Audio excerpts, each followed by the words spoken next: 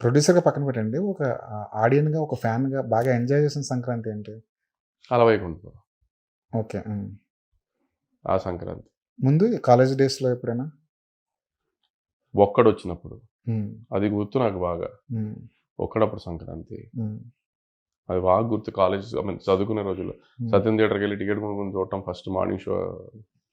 చాలా high emotions, high హీరోటిక్ performance ఉన్న cinema అది. హ్మ్. 'ఒక్కడు.' ఒక్కడొకటి తర్వాత ఇంజినీరింగ్ కాలేజ్‌లో 'నువ్వొస్తానంటే వద్దంట.' హ్మ్. అది క్వైట్ అపోజిట్ ఒక లవ్ స్టోరీ. అప్పట్లో కొంచెం 'నువ్వొస్తానంటే వద్దంట' అంటే సిద్ధార్థ్ అంటే హీరో అమ్మాయిలందరికీ బాగా వస్తూ ఉంటే, అమ్మాయిలతో పాటు కాలేజ్‌లో అమ్మాయిలతో పాటు సినిమాకెళ్ళడం అలా. అప్పుడే మల్లికార్జున బ్రహ్మరాంబ తెరిసారు. హ్మ్. ఆ టైంలో అక్కడికెళ్ళటం హ్మ్. 'నువ్వొస్తానంటే వద్దంట.' మీకు కూడా బ్లాక్‌లో టికెట్ కొన్న ఎక్స్‌పీరియన్స్ ఉందండి? ఉంది. నేను ప్రసాద్ సిక్‌లో నాకు బాగా గుర్తుంది ఇది మాత్రం. నేను ఒక ఫ్రెండ్ ఇద్దరం 500 పెట్టి రూ. 1000 పెట్టి జల్సా టికెట్ కొనుక్కెళ్ళాం. అప్పుడు మీరు నోటెడ్ కదా! ఇండస్ట్రీలోనే ఉన్నారు కదా మీరు. జల్సా టైంకే అంత ఇండస్ట్రీలో ఏం లేము. హ్మ్. అయినా నేనెప్పుడు బాబాయ్ ఇండస్ట్రీలో ఫోన్ బాబాయ్‌కి టికెట్లు ఇప్పించమని ఎప్పుడు అడగను. అలాగే అడిగాను. హ్మ్.